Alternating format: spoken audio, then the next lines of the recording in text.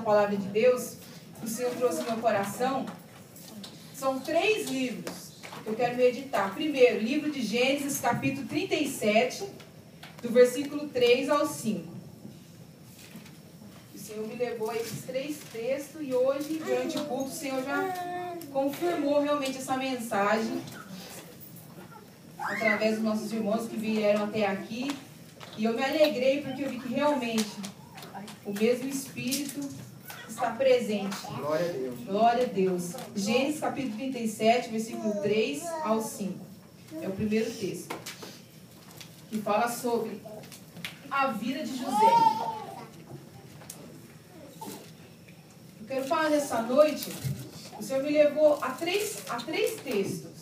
Primeiramente ao livro de José. Mas o que mais me chamou a atenção aqui foi o sentido, o fato de que José foi lançado em uma cova.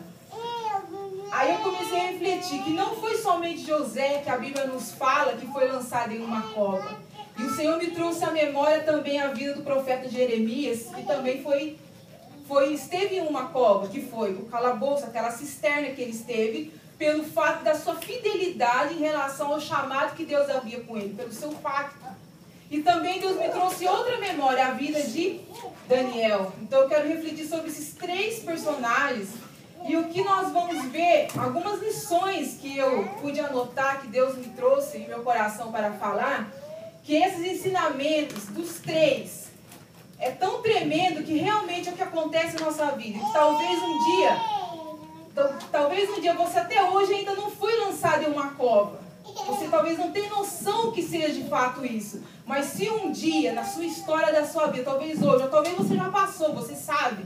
Mas se você passar, que você venha se lembrar, que nós venhamos se lembrar das palavras do Senhor nessa noite. Amém. Que o Senhor possa trazer em nossa memória. E que no momento em que nós formos lançados em uma cova, e que nós nos depararmos com essa adversidade, e nós olharmos para a direita, para a esquerda, e nós não encontraremos saída.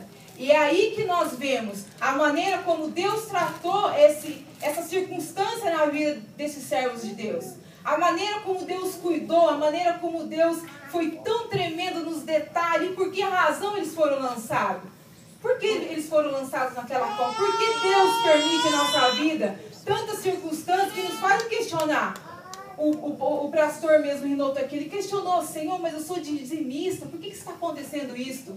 Talvez você, até essa semana, já tem questionado o Senhor, mas por que está acontecendo? Por que Deus permite isso? Aquela pessoa nem serve a Deus, está assim. Eu também já fiz esses questionamentos. Então, o que acontece? Nós vamos ver que não acontece somente isso conosco. Porque quando nós vemos a palavra de Deus, aconteceu com José, aconteceu com Jeremias. Então vamos ler, capítulo 37, versículo 3 ao 5, diz assim: Israel, ou seja, Jacó, amava José mais do que a todos os seus filhos, porque era filho da sua velhice, e fez-lhe uma túnica de várias cores. Versículo 5, fala do sonho. Sonhou também José um sonho que contou a seus irmãos, por isso o aborreciam ainda mais. Aí os irmãos vão para o versículo 18, que diz assim: E viram-no de longe. Quem? Os irmãos de José estavam lá no campo, cuidando do rebanho. E pelo fato de José ser abençoado por Deus ter trazido na vida de José essas revelações, esses sonhos, ter revelado a José o seu futuro tão tremendo, o que levantou ali, no meio dos seus irmãos, o que? Uma ira, uma inveja, ciúme. Então diz a palavra: E viram-no de longe. Ele estava indo ao encontro dos seus irmãos. Antes que chegasse a eles, conspiraram contra ele para o matarem, os seus próprios irmãos. Versículo 19. E disseram uns aos outros: Eis lá vem o sonhador mor, satirizando a vida de José, os sonhos que o próprio Senhor havia revelado a José. E o versículo 20, olha, preste atenção o que diz a palavra: Vinde, pois, agora os seus próprios irmãos, em que José convivia, em que José se alimentava junto, levantava junto, dormiam junto, trabalhavam no campo junto. E diz a palavra agora que por causa do ciúme que se levantou no meio dentre os seus próprios irmãos, olha o que diz a palavra, olha o plano: lancemo-lo numa dessas covas e diremos: uma besta fera o comeu, e veremos o que será dos seus sonhos. Olha que coisa tremenda, os seus próprios irmãos. Agora vamos para o outro texto.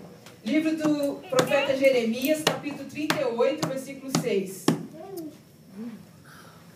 Diz assim: o capítulo 38 inteiro relata a história de quando Jeremias foi lançado no calabouço, foi lançado naquela cova, naquela cisterna. Por quê? Porque ele estava profetizando coisas terríveis para Jerusalém. A verdade é que o povo não estava disposto a cumprir isso, porque Deus queria que o povo de Jerusalém se aliasse aos babilônios. Deus estava dizendo através do profeta que eles teriam que sair daquela cidade, porque se eles ficassem, eles morreriam à espada. E a palavra do Senhor diz assim, ó, os irmãos podem constatar aqui no versículo 2 do capítulo 38, diz assim: aquele que ficar nessa cidade, olha só, o profeta, olha a responsabilidade do profeta que ministra a palavra. Olha que Deus, eu fiquei meditando nisso. Falei, nossa, nós ficamos apavorados em ministrar. Imagina a situação do profeta Jeremias tendo que falar para uma nação, para o rei, por pessoas importantes, que se eles não saíssem de lá, eles iriam morrer. Ele estava indo de contrapartida com tudo, com todo um exército. Imagine que tipo de conspiração se levantou contra ele. Eu acredito que todo aquele exército, aquele povo, eu acredito que eles julgavam. Quem é esse Jeremias para dizer que nós, formados num batalhão de guerra, sabemos estratégia de guerra? Nascemos aqui, temos nossas esposas, nossos filhos. Agora ele chega aqui e diz que era para que nós simplesmente abandonemos tudo, porque Deus está dizendo que nós morreremos. Não vai acontecer. Que ele morra. Não é possível que isso aconteça. E olha só que tremendo. Olha o plano que eles se intentaram com Jeremias.